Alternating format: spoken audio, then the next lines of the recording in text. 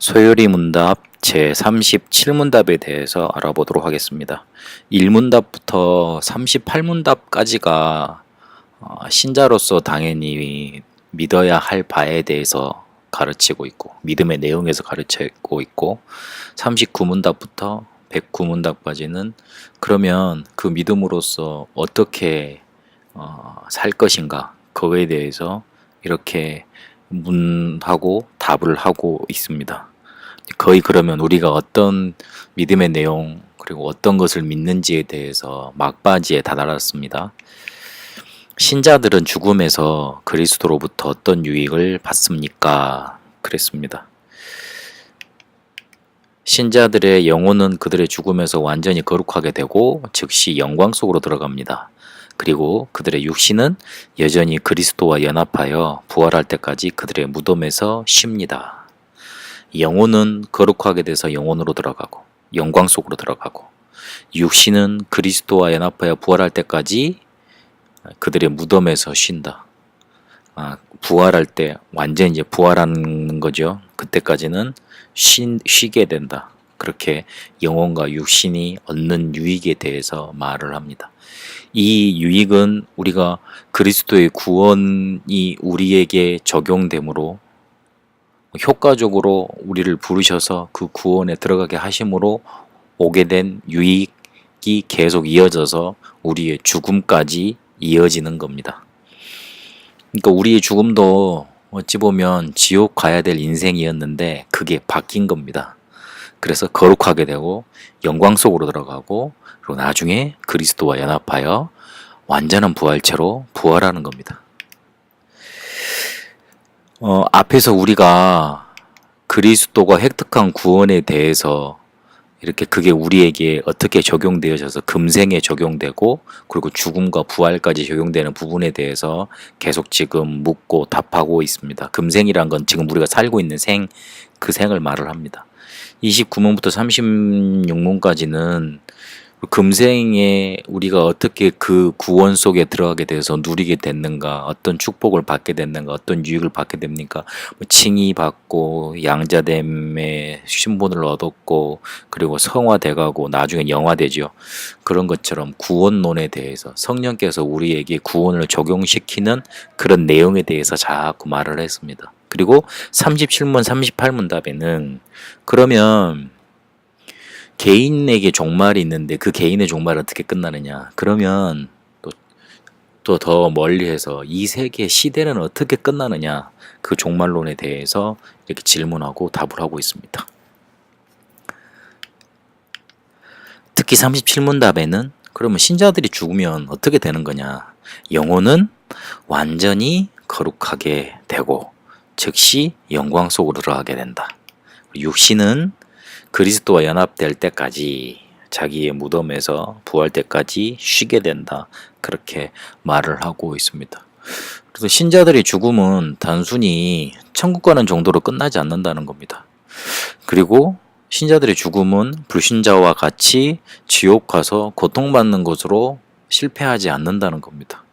죽음을 사람들이 되게 두려워하고 그리고 피하고 싶어 하는데 그런 게 아니라는 겁니다. 죽음이라는 건 우리가 구원의 적용이 우리에게 이루어져서 구원이 우리 속에 그리스도불로 유익이 와서 완전한 거룩 속으로 들어가고 즉시 영광 속에 들어가는 그런 유익이 우리에게 찾아오는 겁니다. 그렇다면 신자는 성도는 죽음을 두려워할 이유가 없는 거지요. 성경에 보면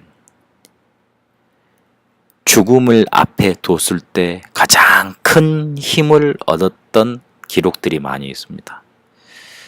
다윗을 보면요. 시편 23편에 죽음의 위기가 뒤에서 자기를 잡아 죽이려고 사울 왕이 막 특수부대로 보냈는데도 두려워 떨지 않았습니다. 왜 그랬을까요? 나는 하나님이 나의 목자 돼서 내가 푸른 초장에 지금 누워있는 것 같다. 나를 먹고 마시게 하신다. 원수를 분명히 상하게 하실 것이다. 그런 확신으로 넘쳐찼습니다. 바울이 담대하게 겁이 없던 사람이라 간이 컸던 사람이라 그걸 누릴 수 있었겠습니까? 아니지요. 여호와는 나의 목자시니 내가 부족함이 없다. 그만큼 성령 충만이라는 힘 속에 붙잡힌 겁니다. 엘리야가 자기를 죽이려고 쫓아오는 그런 사람들을 멀리하고 저기 로뎀나무라고 하니까 큰 나무가 아닙니다. 사막에 보면 조그마한 뭐 좁쌀 나무 같이 이렇게 그런 뭐 이렇게 정원에 보면 조그마한 난쟁이 나무 있잖아요. 그런 게 로뎀나무거든요. 거기에 비집고 누워가지고 그늘이 얼마나 많겠어요. 햇볕을 딱 맞으면서 죽기를 소원합니다. 난 이제 하나님 제발 좀 다 했으니 좀 데려가 달라고 그럽니다. 그런데 그때 천사를 보내서 먹이시고 40주 40야를 갈 수 있도록 호렙산으로 갈 수 있도록 힘을 얻게 하십니다. 그리고 난 다음에 호렙산에서 세미한 응성 가운데 엘리야에게 힘을 주십니다. 그리고요, 스데반이 돌에 맞아 죽을 위기에 처했을 때, 그리고 실제로 돌에 맞았을 때, 그리고 죽으려고 할 때 저들을 용서해달라 그럽니다. 그리고 뭐라 그러냐면, 자 보라, 저 하늘이 열리고 예수 그리스도께서 보좌 우편에 서셨다. 그만큼 뭔가 영의 눈이 열린 겁니다. 초대교회 일사각오로 말했던 주기철 목사님, 일제시대 때 일사각오로 말했던 주기철 목사님, 그리고 핍박시대에 이 신앙을 고백했던 그런 사람들 모두 어떻게 죽음 앞에서 죽음이 두렵기 마련인데 그걸 이겨낼 수 있었겠습니까? 그들 속에 있던 의지입니까? 아니면 그들이 힘이 좋아서 그렇습니까? 그들이 튼튼한 어떤 신념, 믿음이 좋아서 그렇습니까? 아닙니다. 하나님이 힘을 주셨기 때문에 그렇습니다. 우리 신자가 아까 죽음이라는 것, 우리가 그리스도로 받는 죽음의 유익이라는 건 영광 속에 들어가고, 그리고 완전히 거룩하게 된다고, 그리고 부활 때까지 무덤에서 자게 된다고, 그때까지 축복을 누리게 된다고 말을 했죠. 그 축복이 쉽게 말을 해서 죽음의 위기에 서면 하나님이 큰 힘으로 붙잡히시는 겁니다. 그런 증인들이 성경에 많이 있고 우리 교회사에 많이 있었습니다. 결론적으로 우리 신자는, 성도는, 구원받은 사람은 죽음까지도 하나님이 완벽하게 책임을 지셨으니, 그리고 죽음의 위기가 와도 그렇게 하나님께서 사로잡을 것이니 두려워할 게 아무것도 없는 겁니다. 그래서 우리가 살아있는 동안 우리의 삶이 가치 있는 겁니다.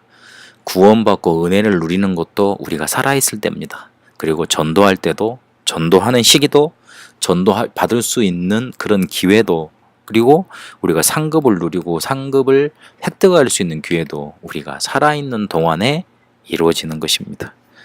그래서 죽음이 보장되어 있기 때문에, 죽음도 완벽하게 우리에게 그리스도로부터 유익으로 보장하셨기 때문에 우리는 죽어도 완전히 거룩하게 되고, 그리고 영광 속으로 들어가게 되고, 우리의 육신은 나중에 부활하게 되니 완전히 책임지게 되니, 쉬운 말로 천국이 우리에게 보장되어 있으니 죽음의 위기가 와도 우리를 성령 충만으로 사로잡을 것이니, 살아있는 동안에 우리에게 주신 이 구원, 이 그리스도로부터 오는 그 응답 가지고 가치 있게 살아내야 하는 겁니다. 가치 있게 살아내야 한다는 말이 조금 뭔가 이렇게 행위를 많이 해야 된다 그럴 수 있습니다. 그게 아니라 우리가 삶을 살아가는데 뭔가 감격과 감사 속에 너무나 넘쳐나가지고 문제, 사건, 환경 이런 건 하나 변하지도 않는데도 그런 것들이 내게 전혀 영향을 못 미칠 정도로 내 안에서 뭔가 벅차고 감격, 감사가 올라오는 그런 삶을 말하는 겁니다. 하나님이 나한테 주신 이런 유익들 어마어마한 것이구나 잘 몰랐는데 500년 전에 이렇게 우리 믿음의 선조들이 고백해 놓은 그런 것들을 보고 또 확인하면서, 그렇지, 내가 받은 구원이 가치가 없는 게 아니구나, 어마어마한 것이구나 붙잡는 겁니다. 근데 그 붙잡는데 내 안에서 뭔가 이렇게 나를 사로잡는 불타는 뭔가가 일어나서 주변 어려운 환경이 내 눈에 보이지 않고 하나님이 나에게 주신, 그리스도로 나에게 적용시키신 그 구원,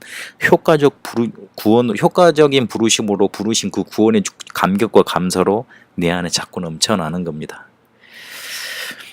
내 안에서 뭔가 넘쳐나는 사람은